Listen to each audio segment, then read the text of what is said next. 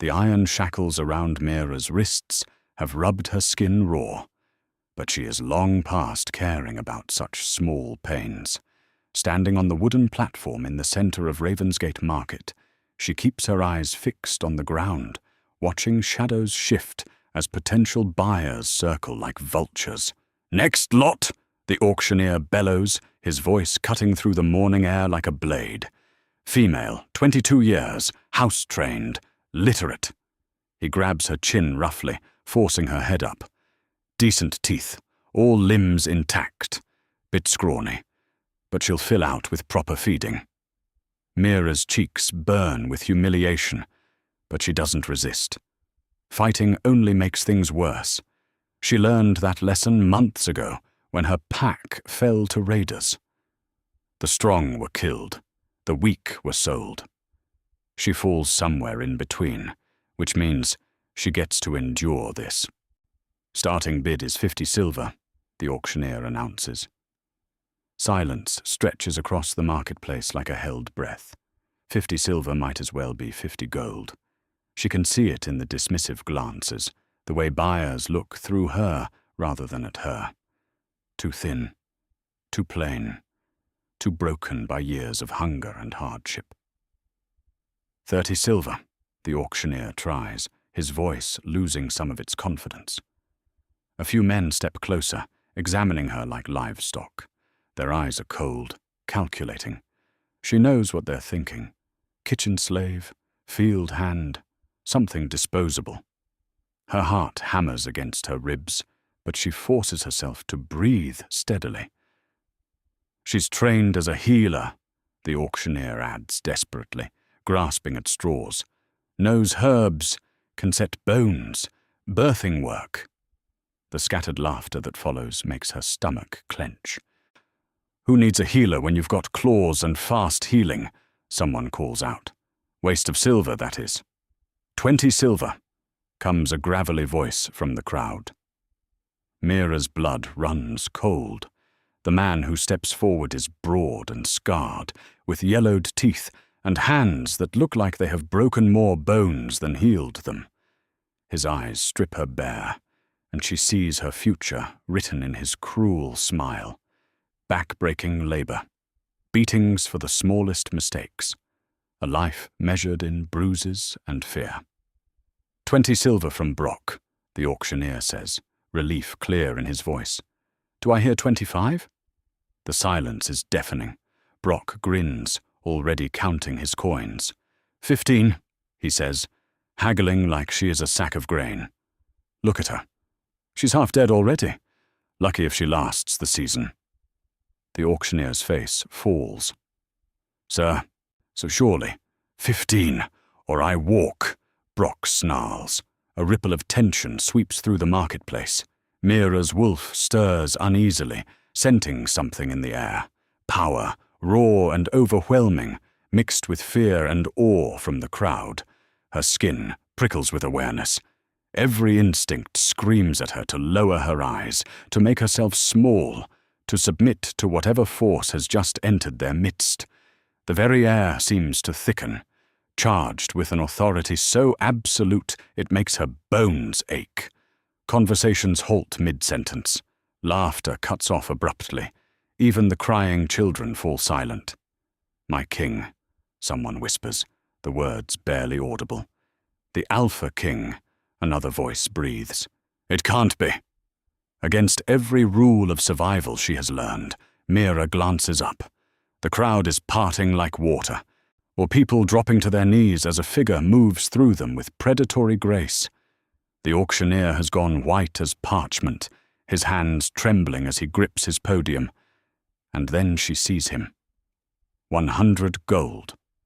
The voice cuts through the marketplace like a blade through silk, cold and final.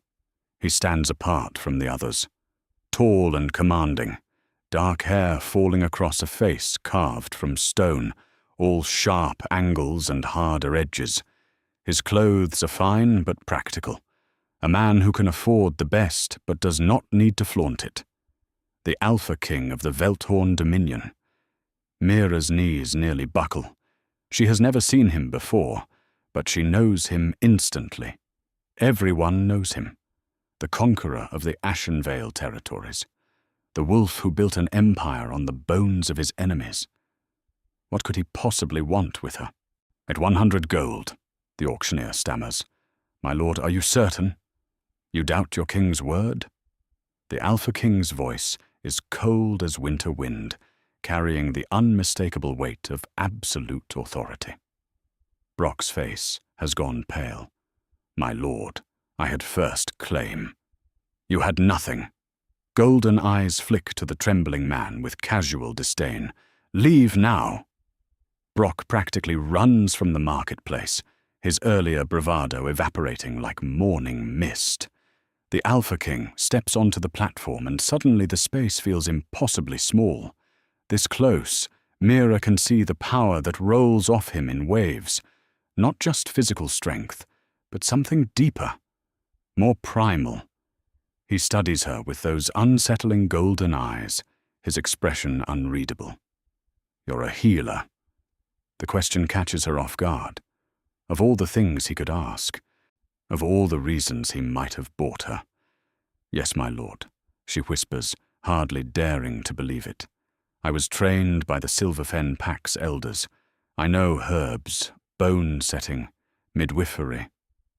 Hope flutters in her chest like a caged bird. Maybe this is why he saved her. Maybe he values her skills, sees her as more than just another body to be used and discarded. Good, he says simply, then turns away. Soren. A massive warrior steps forward, his scarred face professionally blank. Alpha King. Take her to the fortress. See that she's fed and cleaned. He does not look back at Mira as he strides away, already dismissing her from his thoughts. Wait, Mira calls out, taking a step forward. My lord, I can show you. Soren's hand clamps down on her shoulder, stopping her cold. Rule 1, he says quietly, or his voice carrying the authority of someone who is used to being obeyed. You don't speak to the Alpha King unless he addresses you directly. Rule 2, you never look him in the eyes.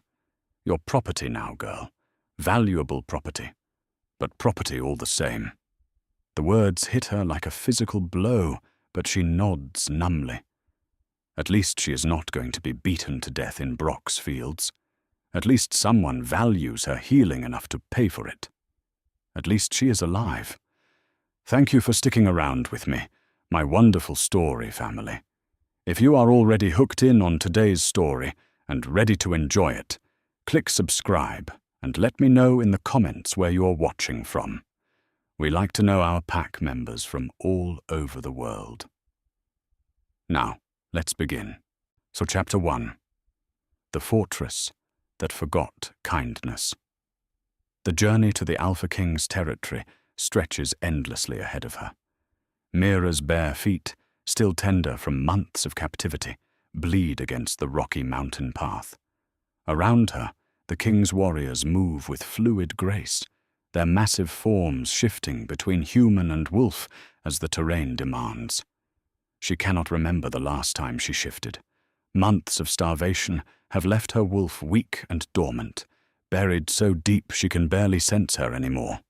Useless Omega, one of the warriors mutters, earning harsh laughter from his companions. King wasted his gold on that one. Should have left her for the vultures, another adds. The words sting more than her bleeding feet. She has heard worse in the slave camps, but somehow these men's casual dismissal cuts deeper. Ought they serve the king? If they think she is worthless, what does that say about his judgment in buying her? Maybe she's not meant for shifting, Soren says gruffly. Hope flickers in her chest. Healers got other uses. Like what? The warrior's laugh is ugly. Healing's for weaklings who can't take pain. Real wolves heal themselves. Or they die, another adds with grim satisfaction. That's how you keep the pack strong. Mira's stomach clenches. If this is how the king's own men think about healing, what chance does she have? On the second day, her body finally betrays her completely. The world tilts sideways, and suddenly she is face down in the dirt, her vision swimming. The warrior's mocking laughter rings in her ears as she tries and fails to push herself up. Should have known she wouldn't last, someone sneers. Or leave her, another voice suggests. We've wasted enough time. Through her haze of exhaustion, Mira hears the heavy tread of boots approaching.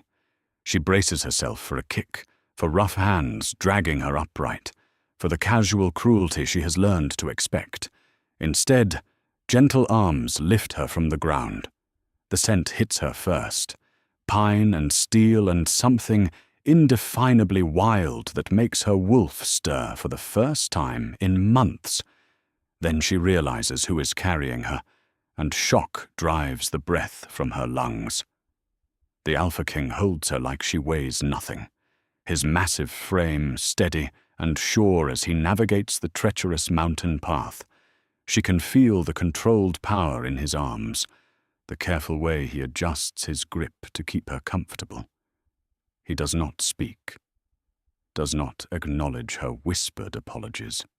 But he carries her up the mountain nonetheless, his warriors falling into respectful silence behind them. Through half-closed eyes, she sees their destination emerge from the mist, a fortress carved into the mountainside itself, all black stone and sharp angles. It looks less like a home and more like a weapon thrust into the sky, its towers reaching toward the clouds like claws. This is it, she thinks, as they pass through the towering gates. The courtyard beyond confirms her fears. Warriors drill in perfect formation, their snarls and clashing weapons echoing off stone walls. Even the children mirror their savagery, tiny faces set in fierce scowls as they practice combat forms with wooden swords. No one smiles. No one laughs. The very air seems heavy, with barely restrained violence. Mira thinks this might be the most joyless place she has ever seen. The king deposits her gently in the main courtyard, gesturing to a stern-faced woman who hurries forward. But before the woman can take her away, a voice cuts through the air like a blade. "Welcome back, nephew." The words are honey-smooth, but leave ice in their wake. A tall warrior approaches, so similar to the king they could be brothers, but older, with cruelty etched into every line of his face. His pale eyes assess Mira with the same consideration one might give a piece of rotting meat. "Is this the healer you purchased?" he asks, his tone making it clear what he thinks of the investment. "It is, Uncle Aldrich," the king replies. Aldrich's lip curls in distaste. "And you carried her here, where the entire pack could see." The stern-faced woman tugs urgently at Mira's arm, trying to hurry her away from the tension crackling between the two men. But Mira cannot help but hear Aldrich's next words, spoken low, but carrying clearly in the stone courtyard. "The pack watches everything you do, nephew. Every gesture, every moment of weakness. We cannot afford softness, not when we have worked so hard to build our reputation." "She couldn't walk," the king begins. "She was weak," Aldrich cuts him off. "And now they have all seen you coddle weakness. What if our enemies heard of this?" The servant's grip tightens on Mira's arm, practically dragging her toward the fortress entrance. "That was Aldrich," she whispers urgently. "The pack's beta and the king's uncle. If you value your life, girl, you will pray he forgets you exist." As they disappear into the shadows of the fortress, Mira can still hear the two men arguing in low, tense voices. Chapter 2. 4 weeks pass in the fortress, and Mira learns to navigate its harsh rhythms. Dawn brings the clash of weapons in the courtyards, the snarls of warriors testing their strength against one another. Midday sees the servants scurrying through stone corridors, keeping the massive structure running with silent efficiency. Evening brings exhausted fighters limping back to their quarters, nursing wounds that could heal so much faster with proper care. But no one asks for that care. Mera scrubs floors and tends fires, grateful for the steady meals and warm bed that come with her servitude. It is more than she dared hope for at the auction block. The work is hard but honest, and no one raises a hand to her. A luxury she had almost forgotten existed. Still, watching the daily suffering around her makes her heart ache. She sees a young warrior struggling to use his sword arm after a training injury, his shoulder clearly dislocated. When she approaches with gentle hands and healing energy already warming her palms, he recoils like she has offered him poison. "Get away from me," he snarls, backing against the wall. "I don't need your Omega weakness." "But I could help," Mera starts. "Help?" The warrior spits the word like a curse. "Real wolves heal themselves or die trying. That's what makes us strong." The incident draws a crowd. Other warriors gather to watch, their faces twisted with disgust, as if she has committed some unthinkable blasphemy. A senior fighter pushes through the group, his scarred face thunderous. "What's this Omega doing?" "Trying to corrupt Dren with her healing nonsense," someone calls out. "Healing's for the weak," another adds. "No true warrior needs it." The senior fighter's eyes narrow on Mera. "You were bought as a servant, not a healer. Remember your place, Omega." Shame burns her cheeks as she retreats, but confusion burns hotter. If the king bought her as a servant, why ask about her healing at all? Why pay 100 gold for someone to scrub floors? The pattern repeats itself over the following days. A kitchen maid burns her hand on a hot pot. Mera offers to heal it and gets shouted at for encouraging clumsiness. A guard develops a festering cut that could turn dangerous. Her suggestion of treatment earns her a lecture about how real wolves do not coddle minor wounds. Each rejection chips away at her hope a little more. Maybe she misunderstood. Maybe the king asked about her healing just to confirm what he was buying, not because he intended to use those skills. But then, why carry her up the mountain?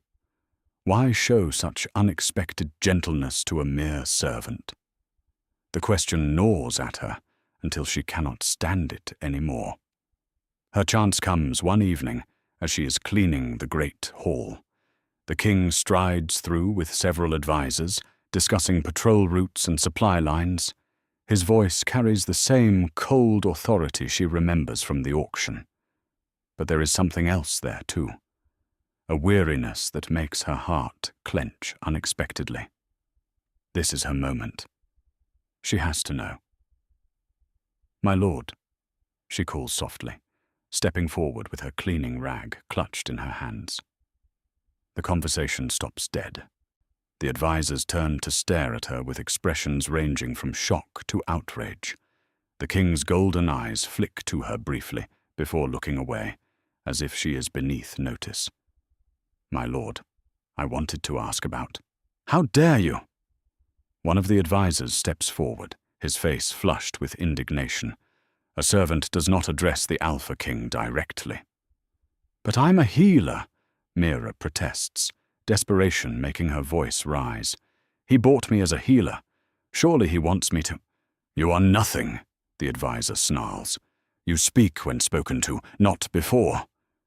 Soren appears from nowhere, his hand clamping down on her shoulder with bruising force. "My apologies, Alpha King." "See that it does not happen again," the king says coldly, and continues walking as if she never existed. Mera's heart sinks as Soren drags her away, and his lecture about proper behavior washing over her like noise. Frustration builds in her chest until she can barely breathe. If she is not meant to heal, why will no one simply tell her? Why this cruel pretense that her skills matter when clearly they do not? But the next morning, everything changes. She is sweeping the training courtyard when she hears the sickening crack of bone breaking wrong. A boy, no more than 11, crashes to the ground during an aerial combat drill, his leg twisted at an unnatural angle. The child tries to stand and collapses with a cry that tears at her heart. Around the courtyard, warriors watch with cold indifference. This is their way. Pain builds character. Suffering creates strength. Aldrich strides over, his pale eyes bright with cruel satisfaction. "Pathetic," he sneers, grabbing the boy's broken leg and twisting until another crack echoes off the stones. This is what weakness looks like. This is what we destroy. The boy's scream echoes off the stone walls, and something in Mara snaps. She doesn't think. She does not consider consequences or proper behavior or the 100 rules that govern her existence here. She just runs. Stop. The word tears from her throat as she drops to her knees beside the child. Her hands are already glowing with healing energy, warmth flowing from her palms into his broken body. The boy sobs quiet as bones knit and torn muscle weaves back together. His leg straightens, the unnatural angle correcting itself with gentle precision. When she finishes, he stares at her with confused wonder, as if kindness is a language he has forgotten how to speak. "What is this?" Aldrich's voice cuts through the silence like a blade. Mira looks up to find him looming over her, his face twisted with rage. Behind him, she can see the king approaching with measured steps, his expression unreadable. "Your Omega pet defies our ways," Aldrich spits, his words dripping venom. "She healed the weakness we were trying to burn out. She must be punished." The king stops beside them, his golden eyes studying the scene. The boy sits up easily, his leg fully healed, while Mira kneels beside him, with her hand still glowing faintly with residual energy. Any other Omega would cower now, would beg forgiveness, and promise never to transgress again. But Mira lifts her chin and meets the king's gaze directly, silently daring him to punish her for an act of mercy. His nostrils flare slightly as he reads the defiance in her face. For a heartbeat, the air between them crackles with tension. "The boy is more useful healed," he says simply. "He can return to training sooner." Aldrich's fist slams against the nearest wall. "Nephew, enough!" The king's voice carries the full weight of his alpha power, making every warrior in the courtyard flinch. "Do not question me again." As guards escort Mira back toward the fortress, she feels Aldrich's hatred burning into her back like acid. But it is the king's expression that haunts her. That brief moment when his mask slipped, showing something that might have been gratitude. Chapter 3. The days following the incident in the courtyard feel different. Mara moves through her duties with renewed purpose, waiting for someone to seek her out, as to ask for the healing the king had publicly defended. Surely now that he had sided with her in front of the entire pack, things would change. But no one comes. Warriors still nurse their wounds in stubborn silence. Servants still treat injuries as shameful weaknesses to be hidden. The culture of suffering runs too deep to change overnight, even with royal endorsement. Still, Mira allows herself to hope.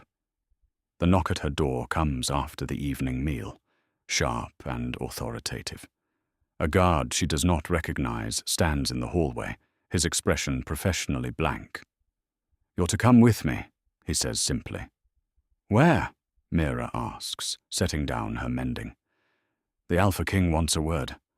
Her heart stops, then starts again, hammering against her ribs, so hard she is sure he can hear it. The guard leads her through corridors she has never seen before, deeper into the fortress, where only the highest-ranking wolves are allowed. Her bare feet whisper against stone floors as they climb winding stairs toward what must be the royal chambers. When the guard stops before massive oak doors and knocks, Mira's palms are slick with nervous sweat. "Enter," comes the familiar voice from within. The doors swing open to reveal a chamber that takes her breath away. Rich tapestries line the walls. A fire crackles in a hearth large enough to roast a deer. The space is warm and comfortable in a way the rest of the fortress is not. A private sanctuary, away from the harsh realities of pack life. And there, silhouetted against the firelight, stands the Alpha King. He has shed his formal attire for simple dark clothing that somehow makes him look more dangerous, not less. The flames cast dancing shadows across his sharp features, highlighting the strong line of his jaw and the predatory grace of his movements as he turns to face her. His golden eyes meet hers for a moment before she remembers herself and drops her gaze to the floor. Her heart pounds so loudly in the sudden silence that she is certain he can hear it. "You may leave us," he tells the guard, who bows and retreats, closing the doors with a soft click. Now they are alone. Mira keeps her eyes fixed on her bare feet, hyper-aware of every breath, every small sound. The silence stretches until she cannot stand it anymore. "You wanted to see me, my lord." "I did." His voice is softer than she has ever heard it, but still carrying that unmistakable authority. "About what happened in the courtyard?" Her stomach clenches. "My lord, You healed him," he interrupts. She can hear him moving closer. The boy will fight again tomorrow. Relief floods through her, quickly followed by confusion. If he is not angry, then why does he sound so distant? "Thank you, my lord. I only wanted to help." "But this is not our way." His tone hardens, becoming the cold, commanding voice she remembers from the auction. "Here we earn our strength through pain. Fighting through injury proves a warrior's worth. You dishonored him by taking away that chance." The words hit her like a physical blow. "My lord, I don't understand. You defended my actions." "I defended the practical outcome." He is close enough now that she can feel the heat radiating from his body, or catch his scent of pine and steel and something wild that makes her Omega Wolf whimper. A healed warrior returns to duty faster. But that does not mean I approve of the method. Mira's hands clench into fists at her sides. Every instinct screams at her to submit, to accept his words without question. He is the Alpha King, the most powerful wolf in the territory. His word is law. But something in his voice does not match his words. Something that sounds almost like reluctance. "I understand it's not your way, my lord," she says carefully, finally daring to look up at him. "But surely in some cases there is no need for unnecessary suffering. It cannot be efficient to lose warriors to injuries that could be easily healed." His jaw tightens, and for a moment, something raw flickers across his features. Pain, maybe, or old anger. When he speaks again, his voice is quiet but heavy with memory. "When I was young, my pack was slaughtered." The words fall into the silence, like stones into still water. "We were too open, too trusting. We believed in mercy, in helping others, in showing weakness as strength." His golden eyes burn into hers. "It made us soft, unprepared. When the attack came, we fell like wheat before the scythe." Mira's breath catches. She can see it now. A young boy watching his world burn, learning that kindness equals death. "My uncle saved me," he continues, his voice growing harder. "He and a handful of survivors. We swore we would never make the same mistake. We would be strong always. We would show no weakness that our enemies could exploit." He steps closer, his presence overwhelming. "Is this understood?" The weight of his alpha power presses down on her, demanding submission, demanding agreement. But underneath the command, she hears the echo of that frightened boy who lost everything. "Yes, my lord," she whispers, her heart breaking for him, even as it breaks for herself. He studies her face for a long moment, and she sees something shift in his expression. A flicker of regret, perhaps. Or reluctance. "We will use your abilities only in cases of true emergency," he says finally, the words seeming to cost him something. "When a warrior's life hangs in the balance. Not for minor injuries that can heal naturally." Mira's eyes snap to his, hope flaring bright in her chest despite everything. It is not what she dreamed of, but it is something. It is a chance to help, even if only rarely. "Thank you, my lord. I understand." She turns toward the door, her mind already racing with possibilities. Emergencies only. She can work with that. "Mira." The sound of her name in his voice stops her cold. She turns back, suddenly flustered, suddenly too aware of the intimacy of this moment, alone in his chambers, firelight dancing between them, the careful walls he has built showing hairline cracks. "Yes, my lord. You should avoid my uncle. The warning is quiet but serious. Aldrich does not share my practical view of your abilities. It would be wise to stay out of his way." "Yes, my lord," she says. "I understand." She curtsies again and flees before she can say something foolish, her cheeks burning with an embarrassment she cannot quite name. Chapter 4. In the days that follow, Mira tries to honor his wishes. When she sees injuries that could be easily healed, she forces herself to look away. When warriors limp past her with obvious pain, she keeps her glowing hands firmly clasped behind her back. But then comes the morning, when a young she-wolf crashes during an aerial combat drill, her leg twisted badly, bone jutting through skin. Blood pools beneath her as she writhes in agony, and Mora knows with sick certainty that without immediate intervention, the girl will bleed out. This is an emergency. This is exactly what he meant. She does not hesitate. Her hands are already glowing as she drops beside the injured wolf, pouring healing energy into the catastrophic wound. Bone straightens, muscle knits, skin seals without a scar. The girl's agonized screams fade to confused whimpers, then to silence, or as she stares at her perfectly healed leg in wonder. "How dare you!" Aldrich's voice cracks like a whip across the training ground. Mira looks up to find him stalking toward her, his pale eyes bright with rage.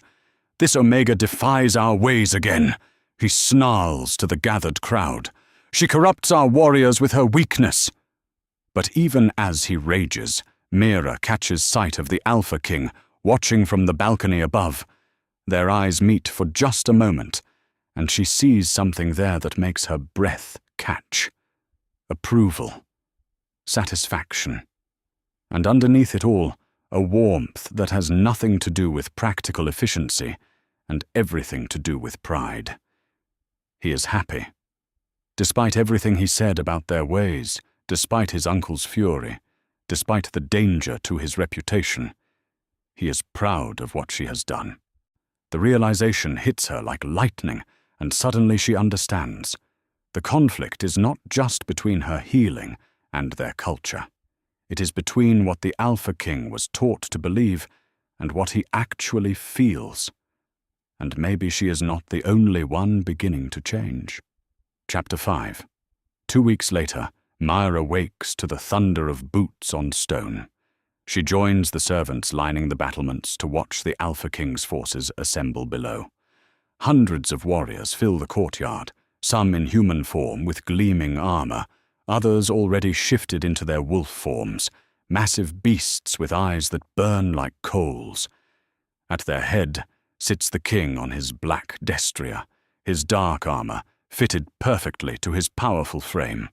His voice carries clearly as he addresses his troops, speaking of honor and strength. The warriors respond with thunderous roars and howls of approval. Myra watches until the last warrior vanishes from sight, her heart heavy with an emotion she cannot quite name. In the days that follow, with the king's intimidating presence absent, Something unexpected begins to happen. The first sign comes when a kitchen maid approaches Mira hesitantly, cradling a burned hand against her chest. "Please," the girl whispers, glancing around nervously. "It hurts so much, and if I can't work, I'll be turned out." Mira heals the burn without hesitation, watching relief flood the girl's face. Word spreads quietly through the servants' quarters. The Omega can help, and she will. Soon others begin to seek her out.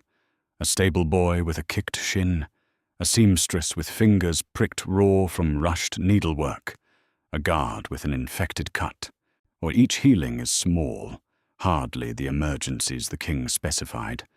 But how can she turn away when they ask so desperately? How can she turn away when she sees the change her help brings? The servants begin to smile more often. Laughter occasionally drifts through the corridors. Children who once huddled in corners now play games in the courtyards, their giggles echoing off stone walls that have heard precious little joy. The transformation spreads slowly but surely. Warriors who witness her healing begin to soften their harsh discipline. A trainer who once kicked fallen recruits now helps them to their feet.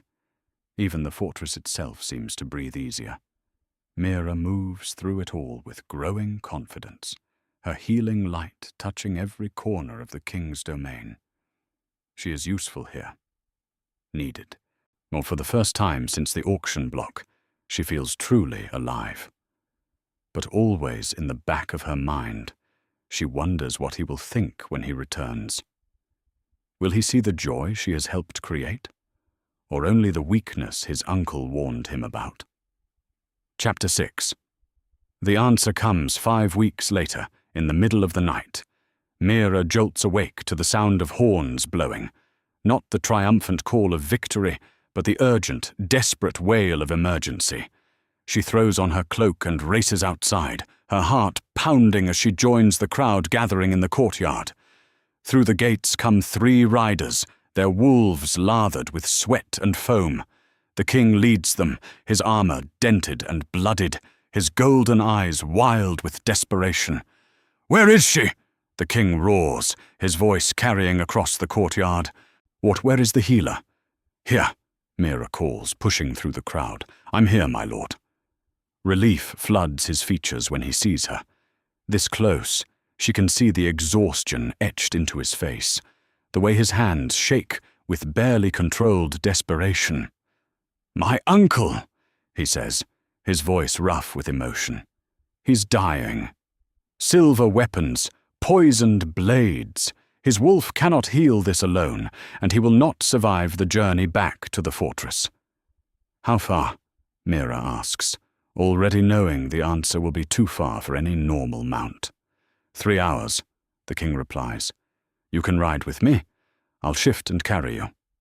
She nods, then hesitates. "My lord, I can shift too. I'm fast. I can keep up." Something flickers across his features. Surprise, maybe, or approval. His shift is magnificent and terrible to witness. Bones crack and reshape. What muscle flows like water. And where the man stood moments before, a massive black wolf now crouches. Mira's own shift comes harder, but desperation lends her strength, and soon a smaller silver wolf stands beside the king's black form.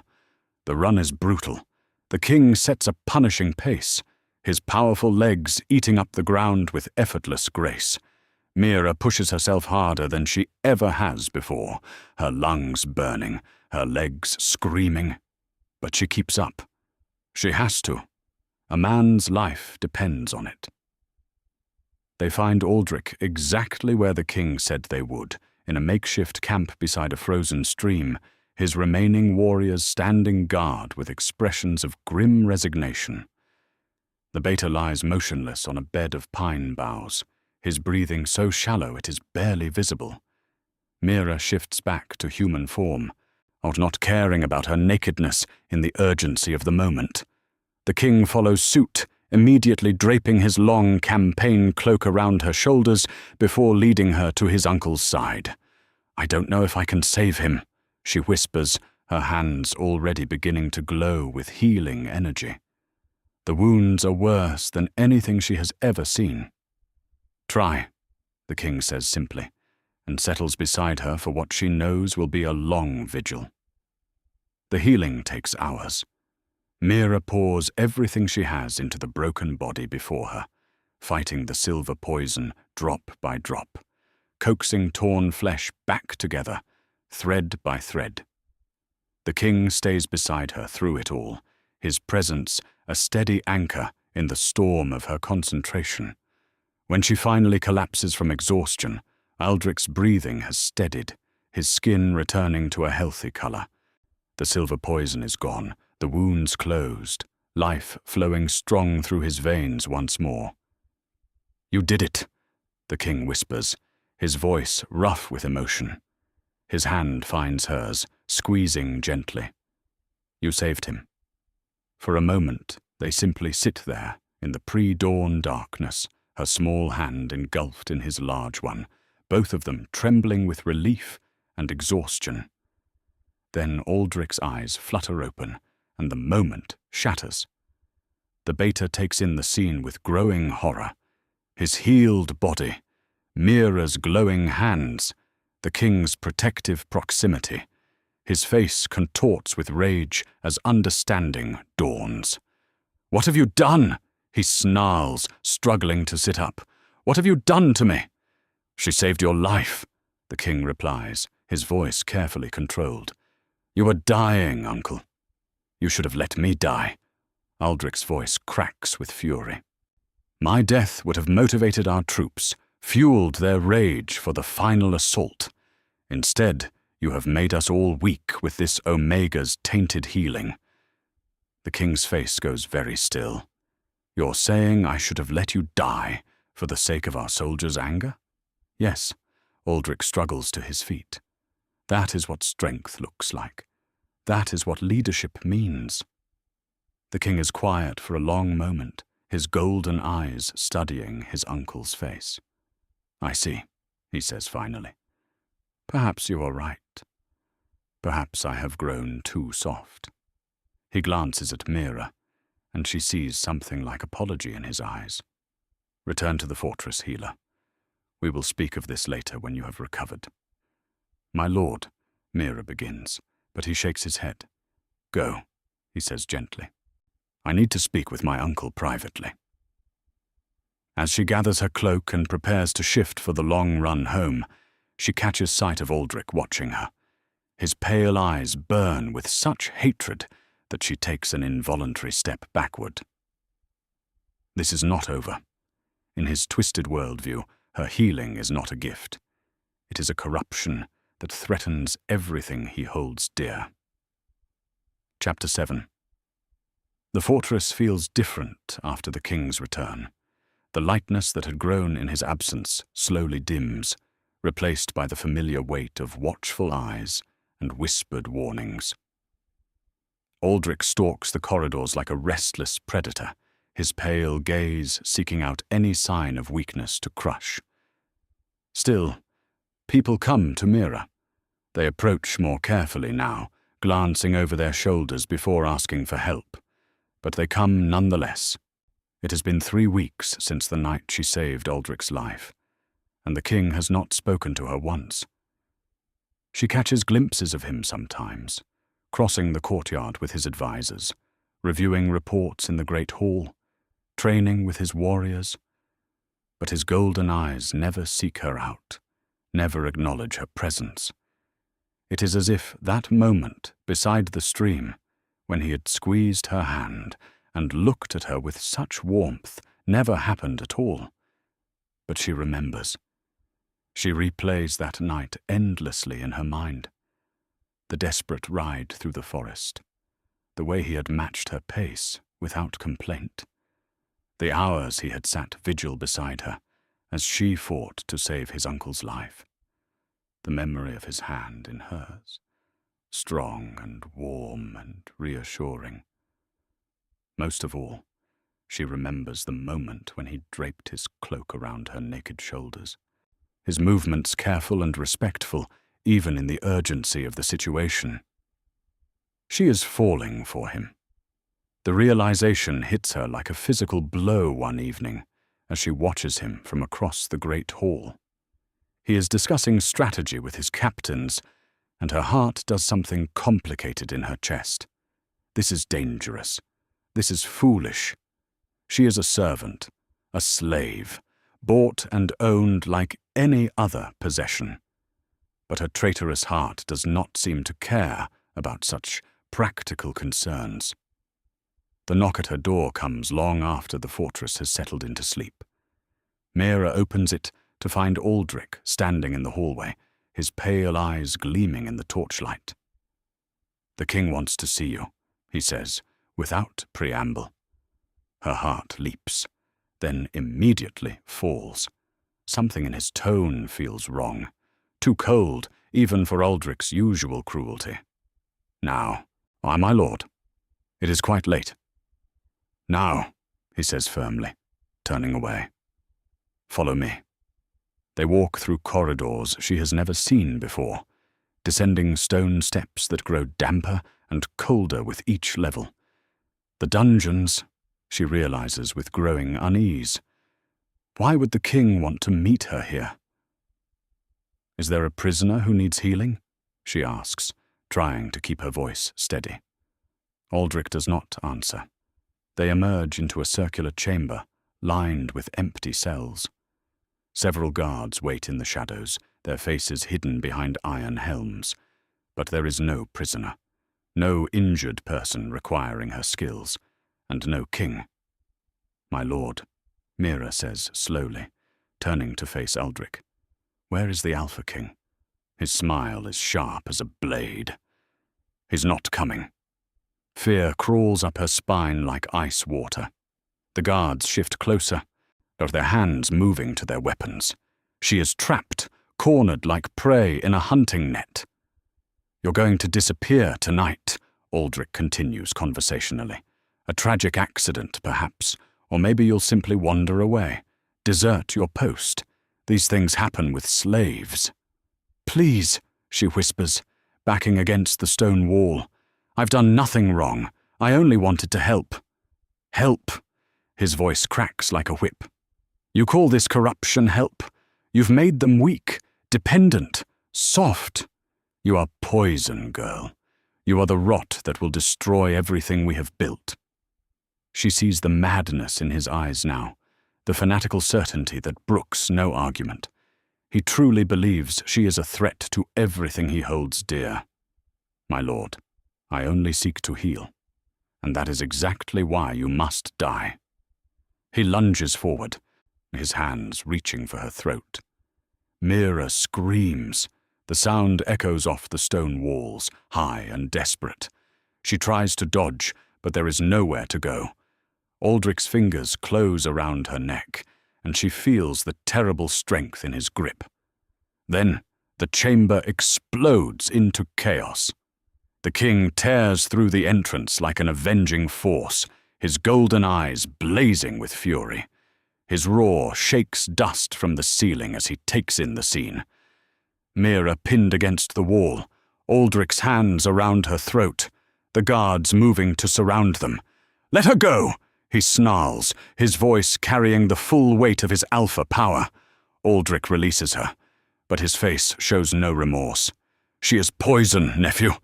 She will destroy us all if we let her live." "I told you already," the king says, his voice dangerously quiet, till she stays. "And I told you that is impossible." Aldrich's composure finally cracks. "Look what she has done to you. Look how weak you have become. Our enemies will smell it on you like blood in the water. Using our resources wisely is not weakness. It is madness," Aldrich spits. "She has made you forget who you are, what you are. You are the Alpha King, not some lovesick fool mooning over an Omega." The words hang in the air like a death sentence. Mera's cheeks burn with shame and something else. Hope, maybe, or terror at having her feelings so brutally exposed. "You have lost sight of reason," the king says quietly. This has gone too far. Too far? Aldrich laughs bitterly. I raised you from nothing. I saved you when your parents' weakness would have gotten you killed. I made you strong, made you king. And this is how you repay me? His hand moves to his belt, drawing a wicked-looking dagger. Its blade gleams with the same oily sheen Mira remembers from his earlier injury. Poison. If you will not be the king I made you to be, Aldrich says sadly, then perhaps it is time for new leadership. He strikes without warning, the blade aimed straight at the king's heart. But the king is faster, catching his uncle's wrist and twisting until the dagger clatters to the floor. What follows is terrible to witness. Uncle and nephew, teacher and student, locked in deadly combat. They are evenly matched in skill, but the king has youth and strength on his side. He should win easily. But then the guards join the fight.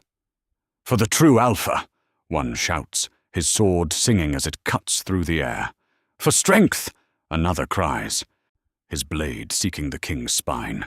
They are outnumbered 5-1, but the king fights like a man possessed. His claws tear through armor, his strength sending grown warriors flying. But there are too many, and they keep coming. Mira watches in horror as a sword finds its mark, then another. The king staggers but does not fall, his golden eyes still blazing with determination. He is magnificent in his fury, terrible and beautiful and utterly doomed.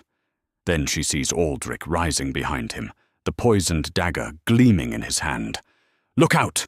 she screams, but it is too late. The blade slides between the king's ribs with surgical precision, finding the gap in his armor as if guided by fate. His eyes go wide with shock and pain, but instead of falling, something terrible awakens in his golden gaze. "I'm sorry," Aldrich whispers, his voice breaking. "I'm sorry it had to end this way, but I will not let you destroy everything we built." The king looks up at him, blood frothing at his lips. For a moment, nephew and uncle stare at each other. The man who raised him, and the man who would kill him. Then the king's claws extend with a sound like steel on stone. "So am I," he whispers. His hand punches through Aldrich's chest in one fluid motion, claws piercing heart and lung with deadly precision. Aldrich's eyes go wide with shock, then dim as life leaves them. He topples backward, his body hitting the stone floor with a final hollow thud. The king sways, the effort of that last strike costing him dearly. His eyes roll back, and he collapses forward into Mira's waiting arms. The poison works quickly. What already his skin is taking on the grey pallor she remembers from Aldrich's injury. His breathing is becoming shallow and irregular. She can feel his life slipping away like sand through her fingers. "No," she whispers, her hands already beginning to glow. "No, I will not let you die. Not like this." But even as she pours her power into him, she knows it may not be enough. Chapter 8. Everything she has. They carry the king to his chambers immediately, a procession of terrified servants and loyal guards moving with urgency through the fortress corridors. Mira never lets go of his hand, her healing energy flowing into him even as they climb the winding stairs. By the time they reach his private chambers, word has spread through the fortress like wildfire. Aldrich is dead. The king is dying, as everything they have known is crumbling. But Mira only has eyes for the man laid carefully on the massive bed before her. All that matters is the shallow rise and fall of his chest, the grey pallor spreading across his skin. She kneels beside his bed, her hands pressed against his chest, pouring every ounce of her healing energy into his failing body. The silver poison fights her at every turn, resisting her power like acid burning through silk. Hours pass. Servants come and go in whispered silence, bringing food she does not touch and water she barely sips. Soren stands guard at the door, his scarred face grim with worry. But Mira never moves, never stops fighting for his life. She loves him. Not the Alpha King with his cold authority and ruthless reputation, but the man underneath, or the one who carried her up a mountain when she was too weak to walk, who sat vigil beside her as she saved his uncle's life. She loves his strength and his gentleness. She loves the way he looks at her like she matters, like she is precious rather than property, and she is going to lose him. "Please," she whispers, tears streaming down her face as she fights the poison's relentless advance. "Please don't leave me. I need you. We all need you." His breathing hitches, grows even shallower. "Mira." His lips move without sound, forming her name over and over like a prayer. His eyelids flutter but do not open, lost somewhere between life and death. "I'm here," she whispers, leaning closer. "I'm here. I won't leave you." "Mira," he breathes again, and this time his hand twitches toward hers. She catches it, squeezes gently, and pours everything she has left into him. Her own life force mingles with the healing light, a desperate gamble that might save him or kill them both. The poison finally breaks like a dam bursting. Her healing energy floods through him, washing away the silver corruption. His skin clears, his breathing deepens. Color returns to his ashen face. Mira collapses beside him, utterly spent. But he is alive. Against all odds, he is alive. Chapter 9. Dawn is breaking through the tall windows when his eyes finally open. For a moment, he stares at the ceiling in confusion. Then his gaze finds hers. "Mira," he breathes, and this time his voice is strong and clear. "I'm sorry," she says immediately. "This is all my fault. If I had just listened, if I had stayed in my place." "Stop."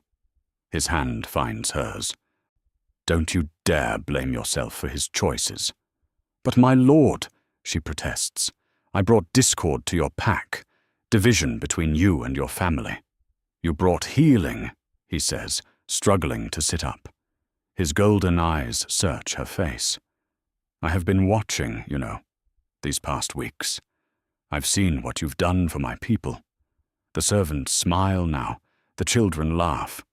He pauses, something shifting in his expression. "You were right about needless suffering. It is not strength.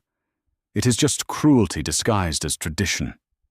My uncle and I clung to our pain because it felt like the only thing keeping us safe. But all it really did was make us afraid." "You're not afraid," Mira whispers. "I was terrified," he admits.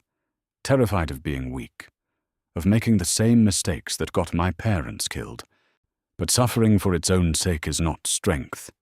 It is just suffering. Real strength is choosing to heal instead of hurt, to build instead of break." His free hand comes up to cup her cheek. "My lord," she whispers, flustered. "Cale," he corrects gently. "My name is Cale." The intimacy of it makes her breath catch.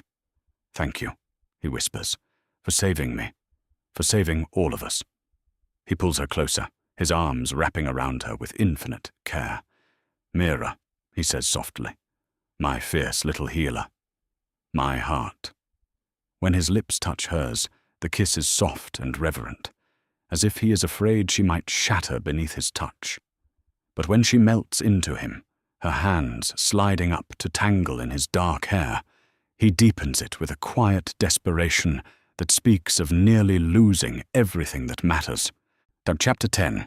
Spring comes to the Velthorn Dominion, and with it, transformation. Where once there were only training grounds, gardens now bloom with healing herbs. The clash of weapons still rings through the courtyards, but now it is accompanied by laughter and encouragement. Warriors who once trained to dominate now learn to protect, understanding at last that true strength lies in defending others. Kyle moves through his pack like a changed wolf. His power has not diminished. If anything, it has grown stronger. But now it is tempered with wisdom. Where once he ruled through fear, he leads through respect. Young wolves no longer cower in his presence. Instead, they seek his guidance, knowing they will find both strength and mercy in his counsel. The fortress itself seems to breathe easier. Music drifts from the great hall, where once there was only silence. Pups play in corridors that once echoed with harsh commands. Even the stone walls appear warmer, as if the love that transformed the pack has seeped into the very foundation of their home.